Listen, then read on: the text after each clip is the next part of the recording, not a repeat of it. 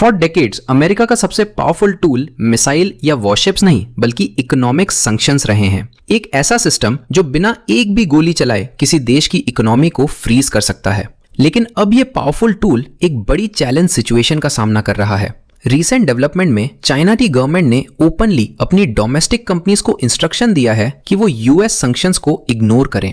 Normally India via China जैसे countries ऐसे issues को क्वाइटली डिप्लोमेटिक लेवल पर हैंडल करते हैं, लेकिन ओपनली प्राइवेट कंपनीज को वॉशिंगटन के अगेंस्ट जाने को कहना ग्लोबल जियोपॉलिटिक्स में एक मेजर शिफ्ट सिग्नल करता है। ये चैलेंज डायरेक्टली यूएस के फाइनेंशियल सिस्टम को टारगेट करता है, जो कोल्ड वॉर के बाद से ग्लोबल ऑर्डर को कंट्रोल करता आया है। यूएस ट्रेजरी डिपार्टमेंट का एक इंपॉर्टेंट पार्ट होता है OFAC, office of foreign assets control, जो बेसिकली डिसाइड करता है कि कौन ग्लोबल इकोनॉमी में पार्टिसिपेट करेगा और कौन नहीं। क्योंकि यूएस डॉलर दुनिया के मेजॉरिटी ट्रेड में यूज होता है, इसलिए OFAC एक तरह से ग्लोबल फाइनेंशियल गेटकीपर की तरह काम करता है। रिसेंटली यूएस ने चाइना के एक स्पेसिफिक सेक्टर को टारगेट किया, इंडिपेंडेंट ऑयल रिफाइनरीज, जिन्हें टीपॉट रिफाइनरीज कहा जाता है। ये रिफाइनरीज ईरान से आने वाले सैंक्शन्ड ऑयल को प्रोसेस कर रहे थे। यूएस स्ट्रैटेजी सिंपल थी, इनको टारगेट करना आई थी। यूएस स्ट्रैटेजी सिंपल थी, इन रिफाइनरीज को डॉलर सिस्टम से कट ऑफ कर दो और जो भी इनका ऑयल खरीदेगा उस पर पेनल्टीज लगाओ।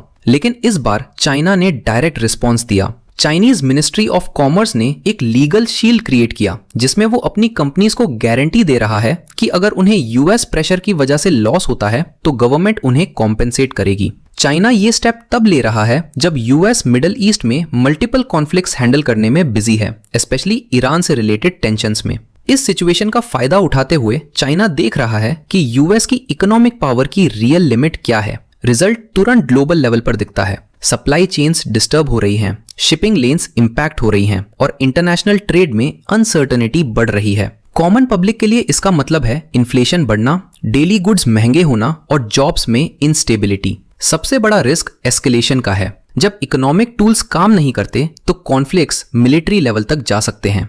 एनालिस्ट का मानना है कि चाइना ये सब एक लॉन्ग टर्म स्ट्रैटेजी के पार्ट के रूप में कर रहा है। फाइनल फोकस ताइवान पर है। शी जिनपिंग के लिए ताइवान का कंट्रोल एक मेजर हिस्टोरिकल गोल माना जाता है। अगर चाइना प्रूव कर देता है कि यूएस सैंक्शंस ऑयल ट्रेड को रोक नहीं सकते, तो फ्यूचर में ताइवान कॉन्फ्लिक्ट के दौरान यूएस के पास चाइना को आइसोलेट करने का इफेक्टिव टूल नहीं रहेगा। इसी के साथ चाइना अपने फाइनेंशियल सिस्टम्स को स्ट्रॉन्ग बना रहा है और नेवी कैपेबिलिटीज भी एक्सपैंड कर रहा है। ये कॉम्बिनेशन चाइना को फ्यूचर कॉन्फ्लिक्ट्स के लिए इकोनॉमिकली और मिलिटरीली प्रिपेयर कर रहा है। अगर चाइना सक्सेसफुली यूएस सैंक्शंस को बाईपास कर लेता है तो दूसरे डेवलपिंग कंट्रीज भी यूएस बेस्ड सिस्टम से अलग होने का सोच सकते हैं। इससे एक पैरेलल ग्लोबल इकोनॉमी क्रिएट हो सकती है जो यूएस डॉलर और रेगुलेशन से इंडिपेंडेंट होगी। ये सिचुएशन एक क्लियर सिग्नल है। दुनिया अब एक ऐसे फेज में एंटर कर रही है जहां यूएस सैंक्शंस का इंपैक्ट पहले जैसा गारंटीड नहीं रहा।